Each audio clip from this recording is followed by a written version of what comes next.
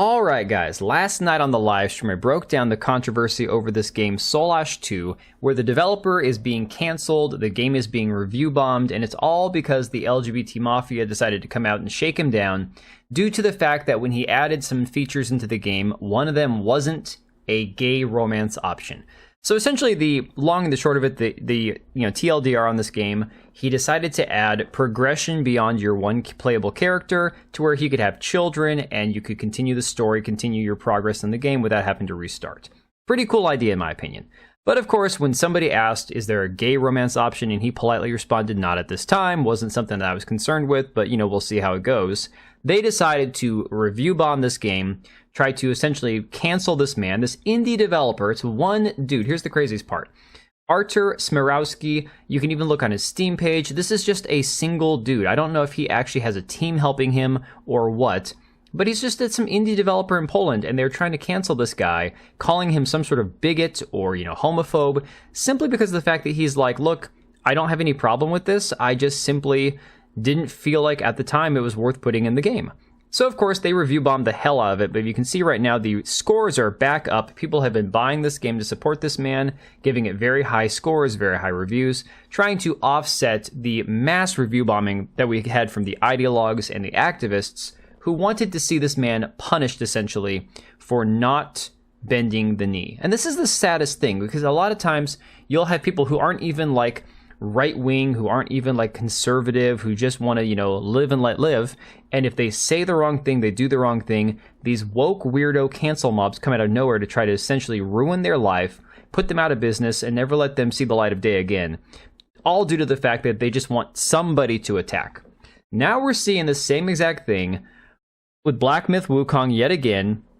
Thanks to Old Man Grimm for pointing this out to me, that there is a mass review bombing going on currently for Black Myth Wukong. And Old Man Grimm tagged me in it this morning. He says this is some BS, and it's this article from tech4gamers.com that says the Black Myth Wukong user rating has been down to just 7.5 after a review bombing. The article goes on to say that Black Myth Wukong has received more than 700 negative reviews on Metacritic. That's pretty massive for a game that is, at this point, pretty universally loved by pretty much anyone who's played it. It says many of these reviews cite political reasons for low scores like 0 out of 10. The average user score is down to just 7.5 out of 10 on the platform because of such ratings. Now, just a little quick sum up of my experience with Black Myth Wukong so far. Based on the gameplay and the story and the graphics, I would give it about a 8.5 or a 9 out of 10 at this point. For me, it's a pretty damn good game. And this is coming from somebody that my computer wouldn't even run the game when I first started it due to issues with the AMD drivers. The game crashed twice after the tutorial screen. It was a big mess. But once I got it figured out and working, the game has been fantastic. So there's no way the game is a 7.5.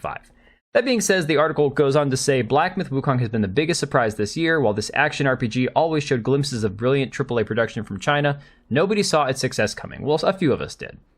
Whether it be critical reception, commercial performance, or user opinions, the game has been surrounded by positivity all around. However, it seems not everyone is happy with the success. Over on Metacritic, the title is being harshly review bombed. And of course, you see what right here, it says generally favorable, 7.5 on the user score. 736, 19% of the reviews on Metacritic are sitting at negative, which is just shockingly bad. Oh, excuse me. So the article says, while the action RPG still has a generally favorable user score on the platform, there is a noticeable gap in the critic and user reviews. The user opinions are also more favorable on platforms like Steam, indicating review bombing on Metacritic. So here's the thing about that. The reason they're not going to be able to review bomb it on Steam is because Steam has millions of people playing it. You try to review bomb it on something like that, it's going to be like a drop in the bucket. On Metacritic, like, for example, I didn't think to go score it on Metacritic. I bought it on Steam. I'll leave my review on Steam. These are people who didn't buy the game. They just want to go here and, talk shit about the game due to the fact that there's not enough transgender, furry, monkey, intergender, bigender, whatever you want to call them. Inspecting the situation closely, Black Myth Wukong has accumulated a whopping 736 negative reviews on this platform. Negative reviews show scores like 0 out of 10 and 1 out of 10, highlighting another case of Metacritic's prevalent review bombing problem. And of course, you can see some of these right here. 2. While the game has some stunning visuals, the overall quality of combat and exploration feels underwhelming. I feel like these dodges aren't that precise, which results in me dodging when I shouldn't. Most boss fights look the same to me. Freeze the boss, do a combo, then transform and deal as much damage as possible. One says, sadly, a poorly optimized game full of invisible walls and a meaningless story. Again, these are completely, blatantly false reviews. I've played this game. You could have some critiques about some of this stuff. Neither one of these that you might have issues with should result in a 2 or a 1 as the score. It's absolute bonkers. I mean, you can even see right here on Metacritic right now, the Metacritic score from critics is now sitting higher than the user score, which is completely unheard of. It's absolutely insane. Grum's pointing out, Black Myth Wukong is getting a review bomb right now, down to 7.6 on Metacritic. Note the timing. The PR bots don't just shill for AAA games, there are negative ops too. All the recent attacks on YouTubers, critics, and now Ubisoft's #1 competitor for Star Wars Outlaws. And it's true because Star Wars Outlaws comes out, tomorrow, in a few days? I can't remember when it's coming out. It's very soon. I think it's this week. And the reality is, it's a game that we're seeing clips and trailers from and nobody's excited about, but the media has done nothing but trash Black Myth Wukong in the meantime, going back to November of last year, including this one from PC Gamer here saying, "We asked Black Myth Wukong's developer about the controversy over its founder's sexist past remarks, but Game Science's only reply was no comment." And again, other people like this dude from Dot Esports, Tom Foley, essentially defaming the developers, saying that the game was not inclusive enough, it wasn't diverse enough, it essentially was, a kind of a racist game and stuff. It's just pathetic that this is the extent of what we're seeing from the media, from the journalists, from the activists in the access media here, who are simply trying to prop up their game and tear down another, when the reality is the money is being spent on the games that gamers truly enjoy. Games like, again, Black Myth Wukong. Not things like Star Wars Outlaws, not things like Dustborn or Concord, games that are miserably failing due to the fact that they have no audience.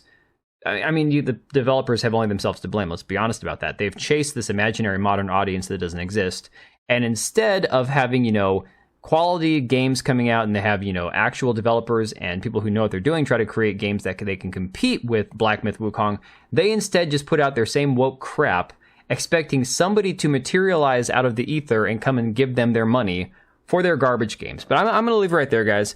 Let me know what you think about all this. Have you played Black Myth Wukong? I have. I think it's at least an 8.5 or a 9.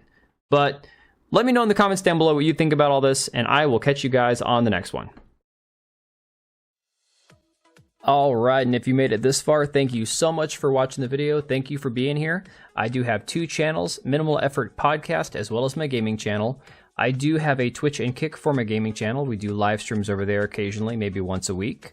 And then if you are in the market for a new PC, make sure to check out Meta PCs. Click the link I have down below. Use code TBO at checkout for a special discount. Thanks again for watching, and I will see you next time.